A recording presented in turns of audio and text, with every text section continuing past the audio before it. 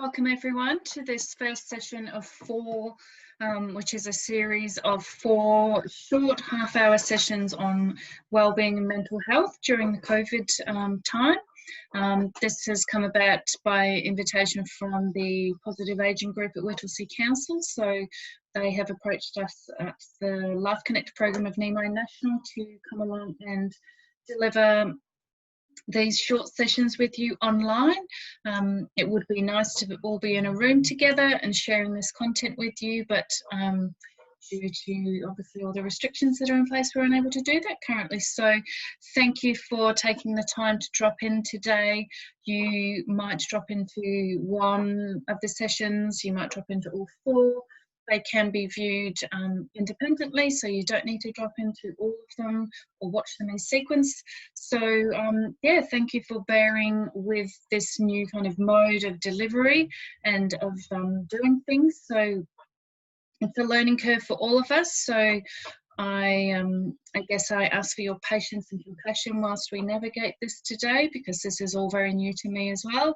So this is a good exercise for me in terms of how to navigate new learning and potentially stressful situations. So we are here today, this is the first of four sessions, as I said. We are here today to talk about stress. So I am from a mental health organisation. I work specifically in a suicide prevention and counselling service. So I might talk about that a little bit later in the session, or maybe in future sessions.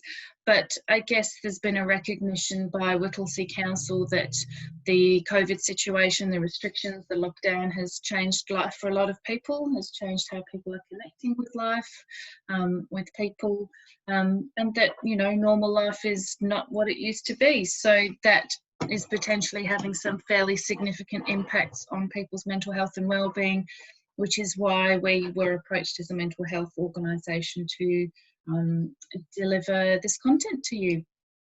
So my name is Beck and I'm an occupational therapist with the Life Connect program of Nemo National. So let us proceed. So how to know when you are stressed. I know stress as a word itself can feel quite stressful. It can bring out feelings of stress within us. It can, you know, make us feel stressed, even just starting to think about the things that cause us stress. I know I recently attended a workshop about stress myself and wasn't feeling at all stressed before I started the workshop, but more and more as the session went on, I found myself feeling, you know, as being pushed or invited rather to answer questions, thinking about, you know, what's currently causing you stress, what's happening for you, how do you manage your stress. And the more I talked about stress, the more I actually felt stressed myself. So I think it's worth highlighting that and noting that as we start this session, that hopefully you don't end this session feeling more stressed than you did before. The aim of this session today really is just to start getting you to think about stress, what it is, how it shows itself, so the different, I guess, impacts and ways of showing itself that stress can have. So it might be emotionally, mentally, physically, psychologically, and everyone will show very similar in some regards, but also perhaps some people will show a lot of signs of stress, but some people might only show a few signs of stress. And it's useful to think about for ourselves what our own individual signs of stress are, because we might not think that that is actually a sign of stress, where in fact it is. So we will revisit or visit some information about how stress shows itself in us, and that can be a useful kind of point of exploration and a starting point for you to consider and think about your own experience of stress, because sometimes we live with ourselves every day. We don't necessarily draw attention or focus on different aspects of our own behaviour.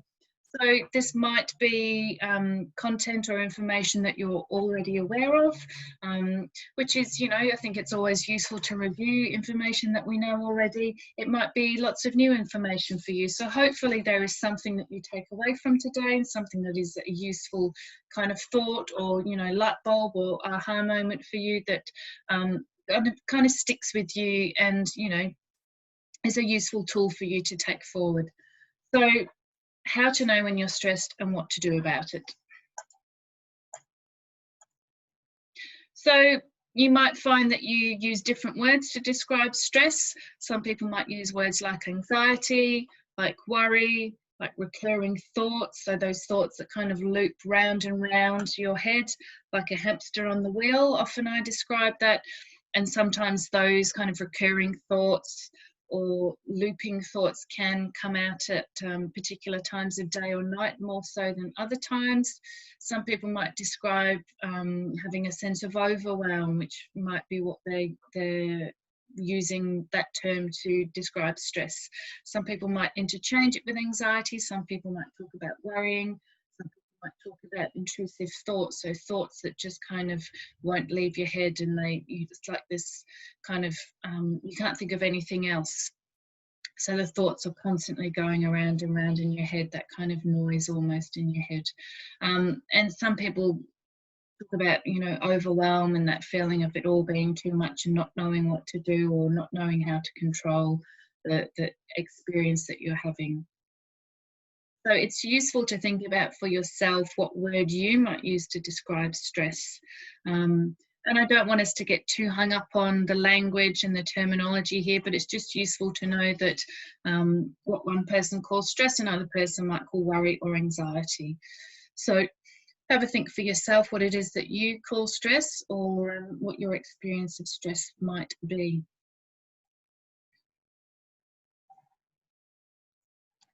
So what actually happens for us when we're stressed? Lots of things.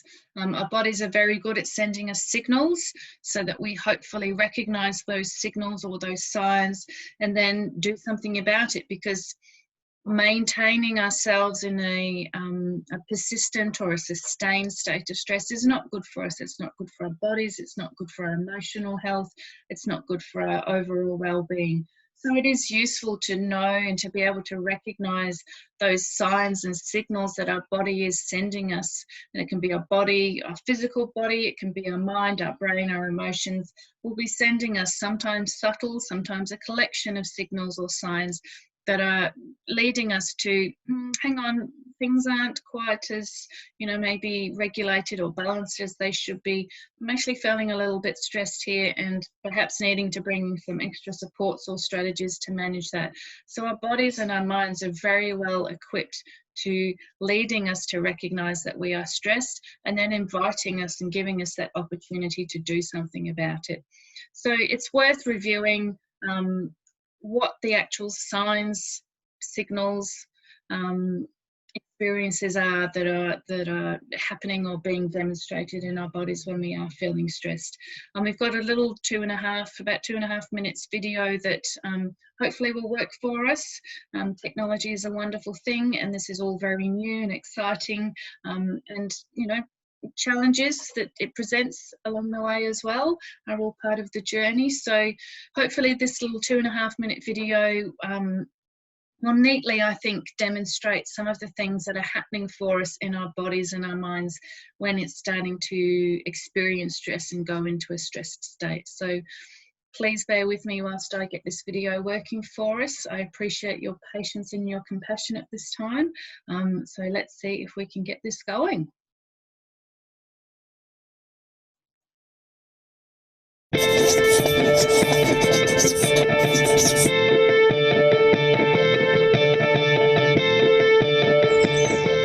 Watch this.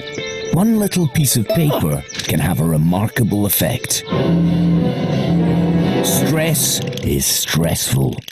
But if you understand a bit about what it is, you'll be better able to deal with it. First though, take a few deep breaths. In fact, do that anytime you feel stressed. It helps. Stress is a survival mechanism. When danger appears, it can get you out of trouble quickly. Your body crashes up the gears and throws all its resources into getting you moving. Your heart pumps furiously to increase blood pressure, glucose is sent to the muscles as a fuel injection, and you become totally focused on what psychologists call fight or flight. thing is, this emergency state is only meant to last just long enough to get you out of danger. But here in the 21st century, we stress about different things, and for much, much longer. Your brain and body stay on red alert, and you'll be less able to think clearly, learn, or remember things. Take a few more deep breaths, because as you now know, stress is a physical reaction, and deep breathing helps to counteract its effects. So, what else can you do? Okay, top tips to reduce stress. First, get plenty of exercise. Let out all that locked up energy. Now, back to the problem. Get in control. Scope out the situation and how you're going to tackle it. Don't stress alone. Talk to someone. Socialize. And have a laugh. You can't laugh and quake with fear at the same time. Get down with nature on a big or small scale. And if your mind won't stop worrying, give it something else to do instead.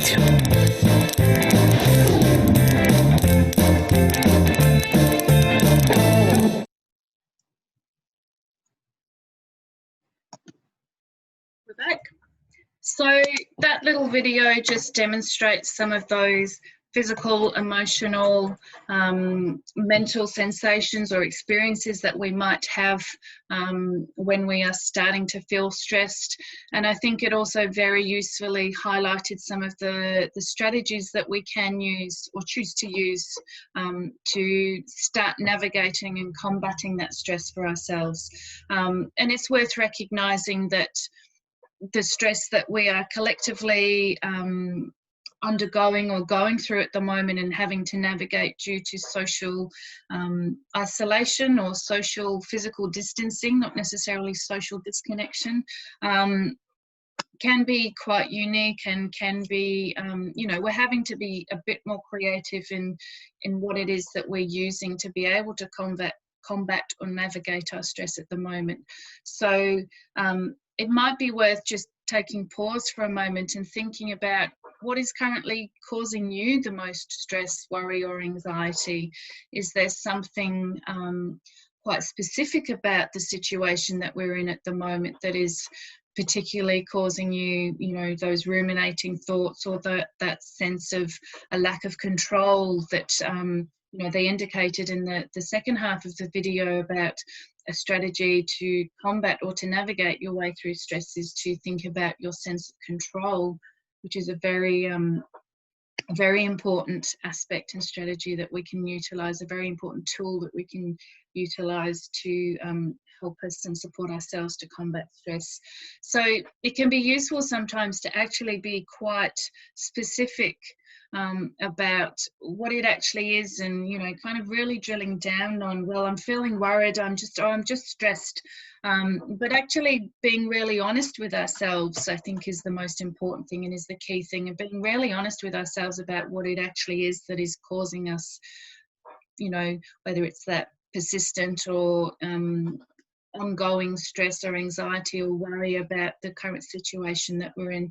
And everyone watching today, everyone I work with, or my friends, family, everyone is in a different situation at the moment. Some people are very well linked in, some people live on their own, some people have family overseas that they're worried about how they're going with the COVID situation and social lockdown, isolation.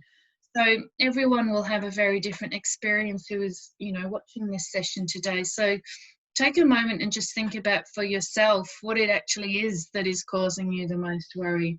Because by actually identifying and bringing it back down to more specific things, it then helps you and supports you to target your approach and your strategy to combating it.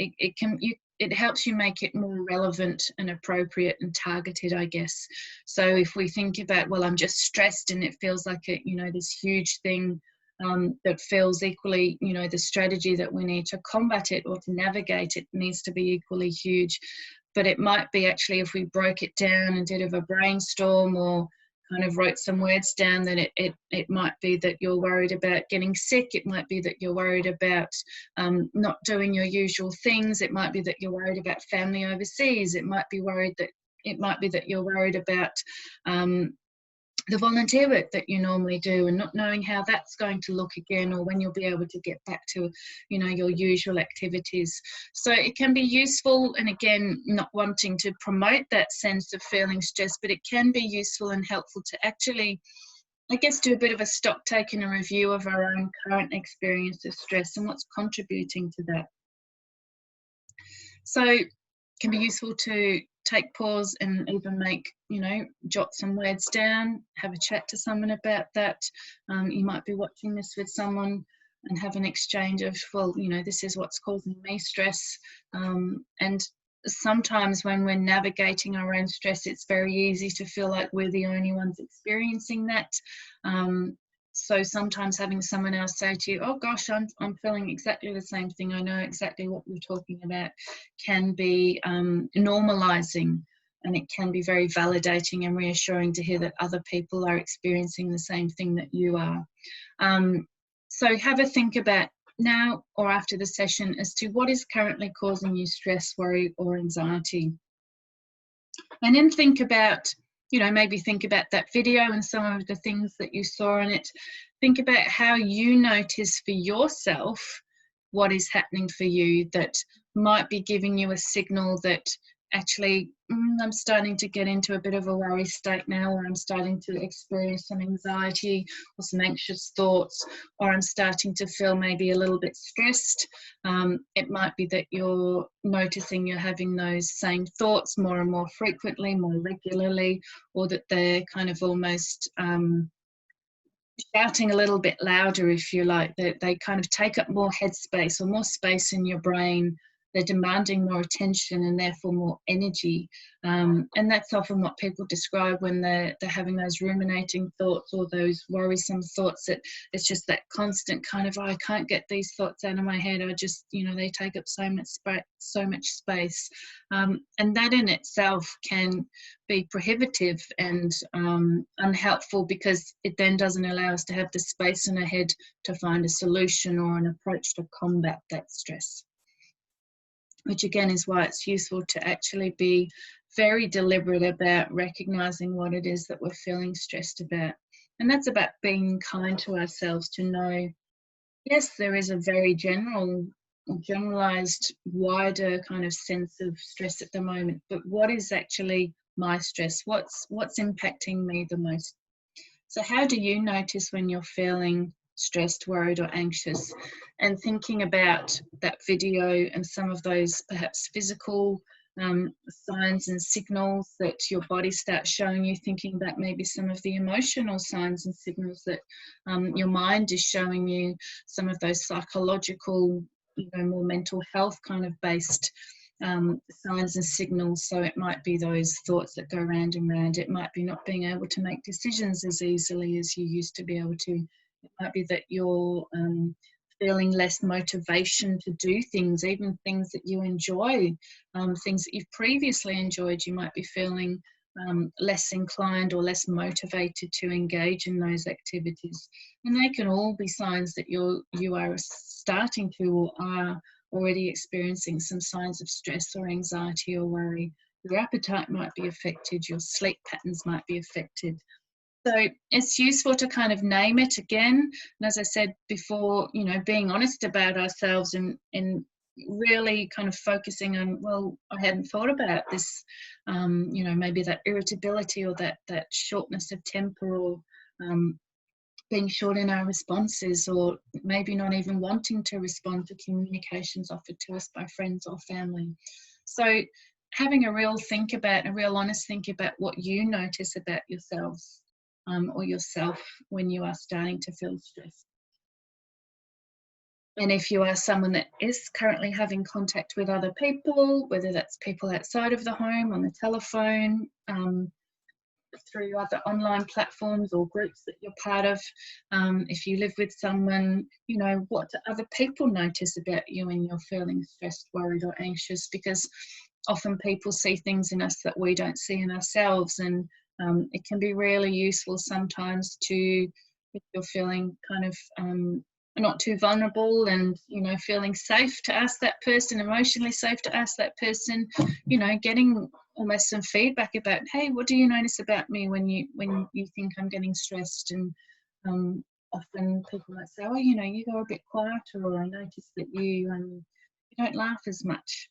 So it can be really helpful for us to think about what is happening for us currently, and being really specific about, you know, this is my worry, and that's something that's not my worry. So being very, you know, honest with ourselves about what we are experiencing currently. What are we noticing in that? How is that showing in ourselves? So that we can then, I guess, target and focus strategies effectively to combat or navigate our way through that stress. And it's worth noting that dealing with stress isn't always about making it stop and just like, you know, a light switch shutting it off, because stress can be a useful thing for us as well. It can be positive. Stress can be a thing that, you know, gives us that motivation or that push to do things that we do feel a bit of discomfort around, maybe. So, you know, maybe there's particular phone calls that we have to make, or job interviews, or going to a new club or a new activity that we might experience some discomfort, and it's actually positive stress that, you know, kind of gives us that kick and that push to push ourselves through our discomfort to actually go to it, because we perceive that there is a good reward or a good outcome at the end of it.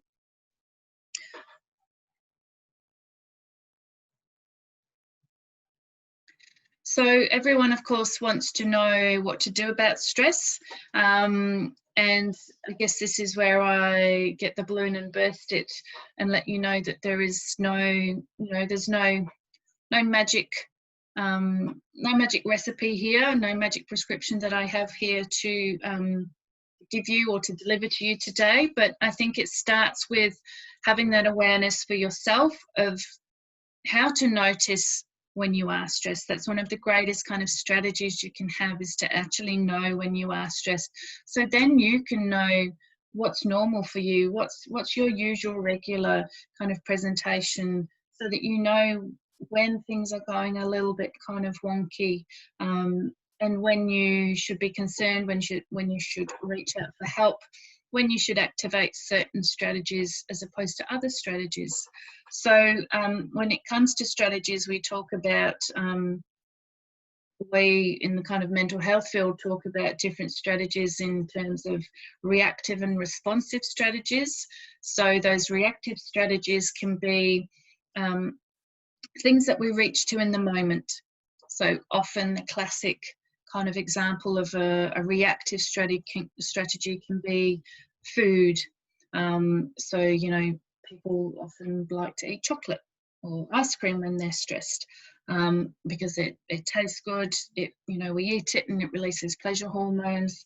And, you know, we might sit down and intend to eat 3 squares of chocolate or a small bowl of ice cream, and before we know it, we've eaten the whole bar of chocolate or the whole kind of punnet of ice cream. And it makes us feel good in the moment, but the positive effects of it are quite short-lived, and sometimes can almost make us feel a little bit worse than we did, because then we can start kind of being hard on ourselves for, you know, not having the willpower to stop at 2 spoons of ice cream when we should have stopped before. So they can be those quite reactive, unhelpful sometimes responses that we have. And look, there is a place for them, and I think the place for them is alongside some more responsive strategies, which are those more well thought out, considered, deliberated strategies, such as if you're noticing that you're stressed, you might make a commitment to there's a particular thing that causes you stress. There might be, like, if work is a very stressful situation, or there's a daily part of life that is quite stressful, having something built into your routine every day that combats that daily or that regular stress. So for me, I like to go for a walk after work every day because I find it quite grounding, and it's a useful, I guess, line between finishing work and then kind of getting into life again, particularly when working from home. So those kind of more responsive strategies are those that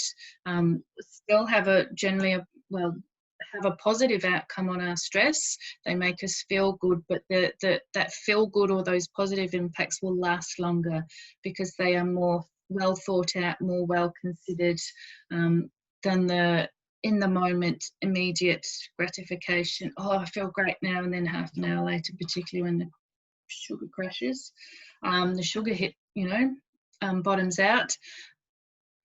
That versus that, so reactive versus responsive. We probably all use a mixture of the two. We probably want to be seeing more of the responsive strategies, so those longer term positive impact strategies taking place. And I think it's worth acknowledging that, and I said this a little bit earlier, that during this time, some of your usual strategies might not be available to you. In the second half of that video, they mentioned strategies such as exercising, taking control, talking to someone, so don't stress alone, socialising, having a laugh, stroking a cat, and if all else fails, getting the bubble wrap out and popping it. I think that's a wonderful strategy at any point. So it's worth acknowledging that, yes, it certainly does feel like some of those regular strategies might not be as available to us as they usually are. And some of those things will be further discussed in some of the other sessions that we'll have together. And I think in terms of what we can do within the scope of the sessions that we have. So we've got another 3 sessions after today. We'll look at, as you would have seen if you've looked at the titles for the sessions following today, we're going to look at, I guess, some general wellbeing tips and strategies. So thinking about how to remain connected, how to maintain structure and routine in our lives at a time where it feels like a lot of that has been taken away from us, or the control over our routine and structure has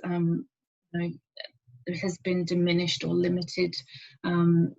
Not being able to access the things that we are normally able to access, and that might be things like the exercise that you do. I know counsellors putting exercise groups online, but how do we maintain connection, and who do we maintain connection with when we are relying on phones or screens, computers, Skype, all of those things?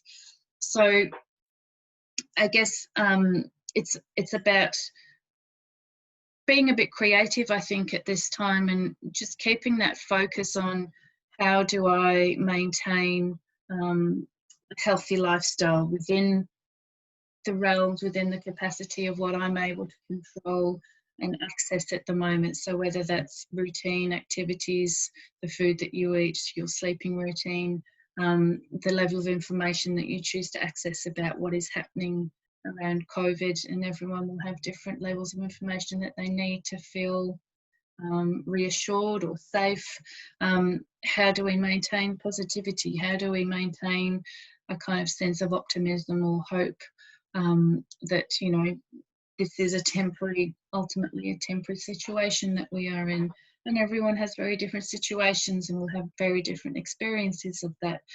And in line with the current slide, how do we access support if we are feeling like, okay, well, I am feeling stressed, and I'm able to recognise that I am feeling maybe overwhelmed, and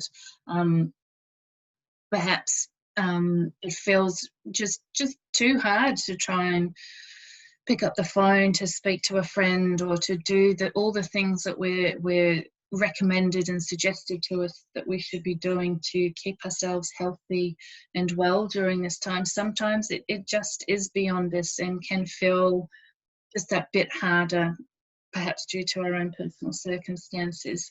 And that's, as I say, why a mental health organisation like Nimi National was invited to come along and offer these sessions and, you know, discuss some strategies and experiences. This is about kind of highlighting and acknowledging that people are going through a very real, significant mental health experience at the moment. We all have mental health, we all have emotional health, and the situation, the COVID situation, cannot fail to be having an impact on everyone watching, myself included, delivering this to you.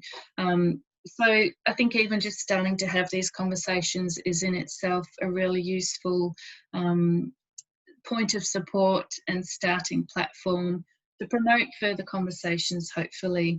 And, you know, perhaps it's about increasing your sense of comfort about accessing support if you do need it. Because there's a lot of people having a very hard time at the moment, and when you're in that hard time, it can be even harder to think about how to get yourself out of that hard time, where to go, where to look for help. So I've purposely left those numbers up there for quite a while. If you do have pen and paper, it might be useful to jot those down. So they are national phone lines that are available, I believe all of them 24 hours a day, 7 days a week. The web link there at the bottom, headtohealth.gov.au, has, for those that are who like to use the internet and get their resources electronically, there is an absolute, you know, plethora of information available on the internet, and the Head to Health government website is a really useful and I think has some quite specific things for different populations as well. So if you're someone that likes to get information, that's a really good resource to know about. So main messages for today, I guess, are to think about what's currently causing you anxiety or stress or worry, and being really specific about your own situation and being really honest with yourself about what it is, so that you can then find the most appropriate, relevant strategy for yourself. Thinking about how your body, your mind, your brain, your emotions show you that you're experiencing that stress or anxiety, and knowing, I guess, how to differentiate between existing health things that might be happening for you, because obviously our physical health and our mental health are very closely intertwined, and, you know, some of those signs and signals can get disguised, I guess, by other things that your body is experiencing as well.